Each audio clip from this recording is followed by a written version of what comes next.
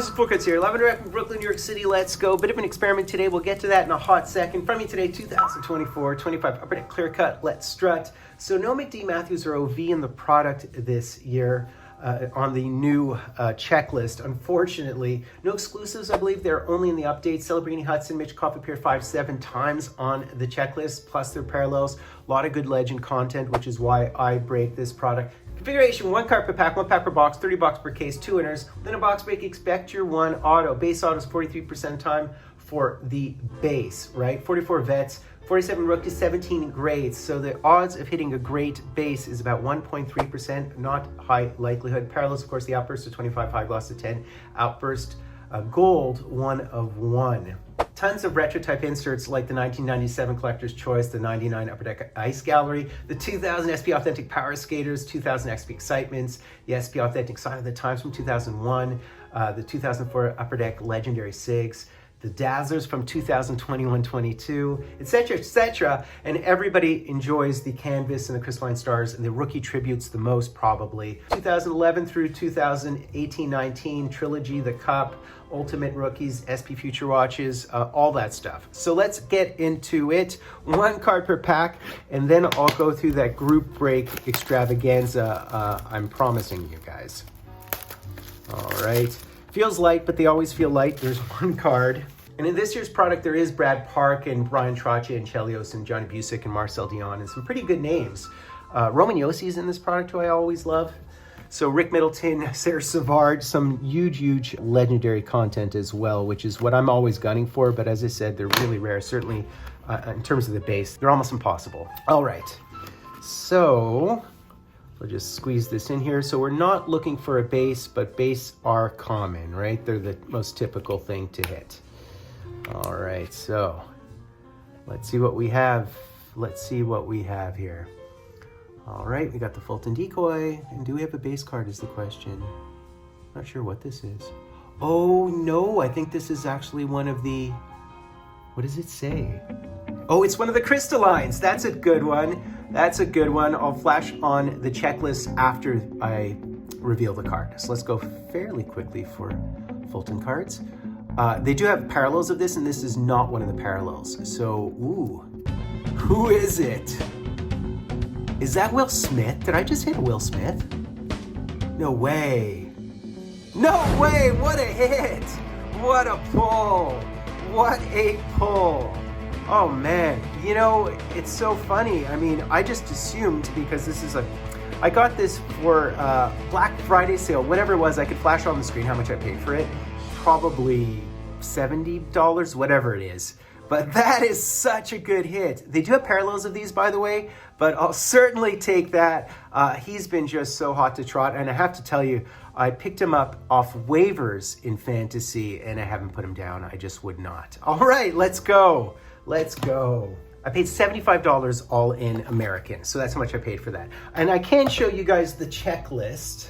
So I can show you guys the checklist right there, and wow, so there are parallels, the reds to 35, blues to 10, and gold 101, and there's 15 cards on the checklist, including a super short print of Connor Bedard, super short print of Celebrini, Kucherov, Eric Lindros, Leon Draisaitl's on the checklist, Ryan Getzlaff, that's a cool one, and Will Smith is not a short print. That's why I hit him. So that's a 5% opportunity, divide by, I'd say divide by not 15, because of all the short prints, I'd say you divide probably by 10 to get the odds of that. So then again, so that's 0.5% odds for that. So that's a really good hit. So funny. And I could promise you guys, I only bought that 1 box, and I bought a box of 2020 again, and I'll show you guys that break once I break it, which I haven't broken it yet. Right, so I thought I'd do a little experiment. What I did was I bought a case worth, money-wise, of break spots strategically. Now I wanted to see whether or not I could outperform the 30 boxes, 30 cards in a case by buying a case worth of Upper Deck Clear Cut. So a case of Upper Deck Clear Cut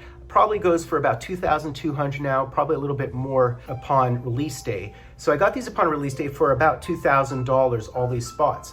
Now, what you do typically is a lot of people go to Break Ninja to see how many cards per team to know how much to pay for each group break spot. So the best team would be the Pittsburgh Penguins because they have 811 cards. Boston Bruins have 783. Anaheim Ducks, 739. The Stars, the Wild, the Devils, the Kings, the Sharks, and Blackhawks, Edmonton Oilers have the most cards. The problem is if you only have $2,000 American, how many group break spots can you get if you buy San Jose if each 15 card break is $150? Montreal's probably something like $130. You probably can only get a couple of spots, right? A few spots. So I bought into multiple breaks, and did I outperform 30 cards? Well, the cards in front of you is actually 60 cards, so I did outperform. The problem is I could not buy San Jose, and I couldn't buy Montreal, and I couldn't buy Pittsburgh because they were too expensive. But what was value? I was able to buy spots for 15 boxers for $35 for Boston. Boston's right at the top. They have second most amount of cards. The Anaheim Ducks I avoided because I think probably they were in the $60 range. I think those aged well with Cutter Gauthier and whatnot. Wild, I definitely bought into twice. New Jersey Devils I bought into. So New Jersey Devils only cost like $30. Kings cost $25 to $30. San Jose Shark, I think they cost $150. New York Rangers I could get for about $30 to $40. And as mentioned, I could not get pretty much any other team if I stayed to my budget of about $35 per break spot. So I ended up focusing on trying to buy all the Boston Bruins spots upon release day. So I ended up getting twice the amount of a case worth of cards for the price of a case.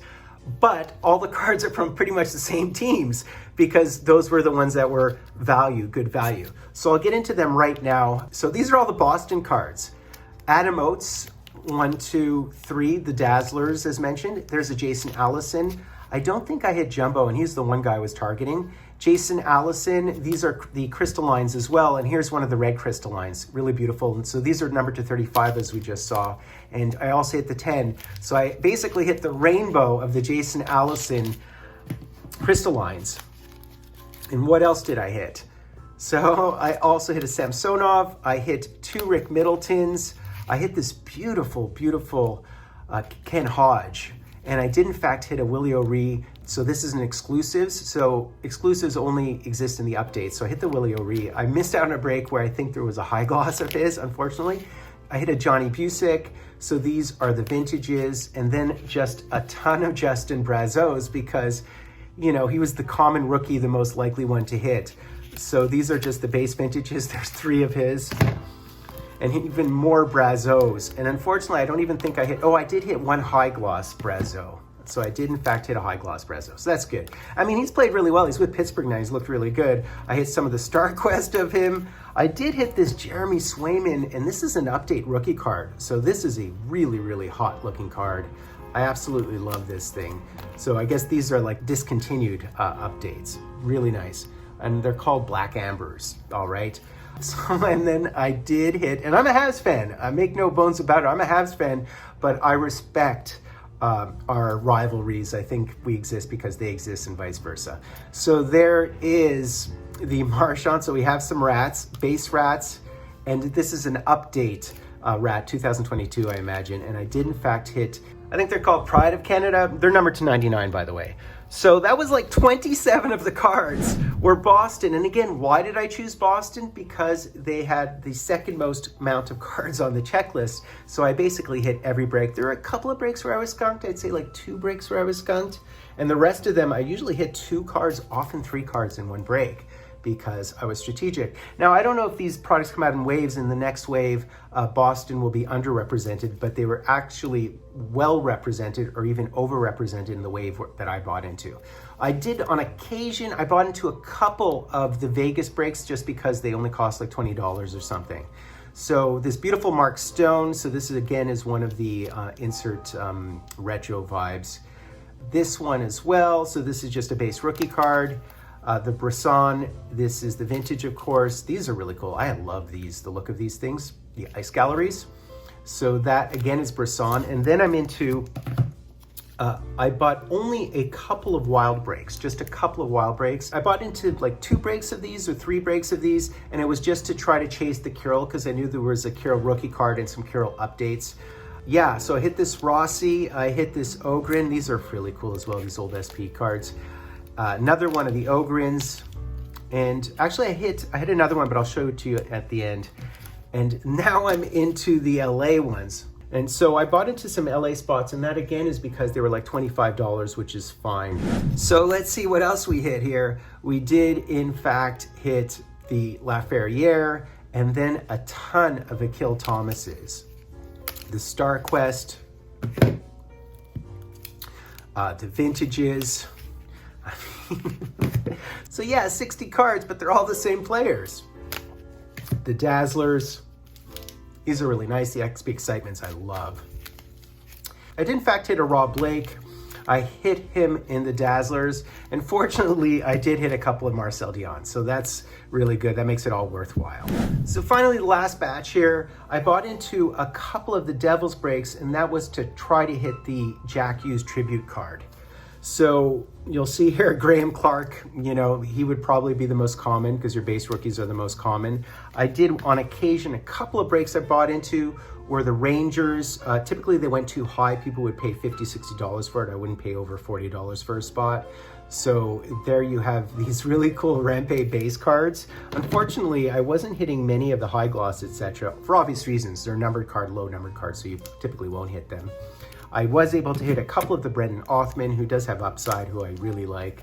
And I did hit a Will Cooley. So this isn't a rookie card, but it's a really beautiful card nonetheless. Another one of these ice galleries. In terms of the ones I like the most, I did hit this Brad Park, and it's numbered to 10, so it's one of the red vintages. I did, in fact, hit the Jack Hughes tribute, which was the one card I wanted.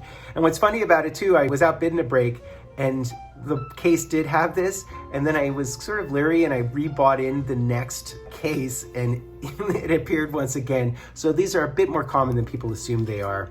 And then finally I did hit a Kirill. So that was the whole premise and point of it, but it isn't his rookie. It's actually one of the more contemporary cards, and it is an outburst number to 25. I was looking for his rookie because he did have a rookie update within the product. So in conclusion, for the price of 30 boxes or cards, I received 60 cards. However, I received 8 Akil Thomases and 7 Justin Brazeaus. So it just shows how much certain players are completely overrepresented. Obviously, I bought the same teams over and over again. Now, did I outperform the case hits or the inner case hits? I don't know. Well, I think I might have just hit one with the Will Smith, right? The other thing too is how much did I recoup? Did I recoup all $2,000? No, probably not. My best guess is I recouped about 65%. I mean, I'd say if I had to ballpark it, the Jack Hughes is like a 250 American card. So is the Kaprasov, I'd say. And so then the rest of the cards would have to be over about $50 each to recoup to 2,000. Some cards are. Some cards, like Adam Oates cards, probably go for, I don't know, 35 bucks or something. The Willie O'Ree's probably, I don't know, $35 card or something. So you need the rest of the cards to be worth $50 to recoup, because don't forget, you're paying $75, maybe even more per box. So you're not going to recoup. Even if you hit double the amount of cards in the case, you're not going to recoup if you're buying value spots, because you'd have to go for broke on one of the big boy spots like San Jose to the Celebrini to recoup in one shot, which is the nature of this type of gambling. However, am I happy with 75% recoupment or 70% recoupment or anything over 50%? I am, because you know that these boxes opened are usually worth about $15 out of the $75. Typically, I've been very lucky with the Will Smith once again. Very, very fortunate in that respect. But you can control your luck if you bid yourself on eBay and if you're very tactical and strategic about it. I haven't done a full accounting of everything. I could have done a full accounting, but just ballpark, I'd say recoup probably 65%. I don't know if I'm lowballing it, but that's just for my broad knowledge of these card values. But the point is, breaks are events, and you want to enjoy the event, and you want to hit in breaks. And I did hit on average, absolutely on average, I did hit in every break because I control my destiny based on researching the checklist, which is what I encourage others to do. Do your own homework. Don't just rely on my homework. And I probably should have mentioned this. 19 of the 60 cards, 32% of the cards were legends, and that's because I targeted legends. And interestingly too, Akil Thomas and Brazeau were 15 of the cards. So that is 25% of the cards were those. Really interesting, right? Really insightful. Hope you enjoyed that, guys. Happy Full Cards. Do me the honor of sub-liking, hashtag, and drive Full Cards live in direct from a place called Brooklyn, New York City.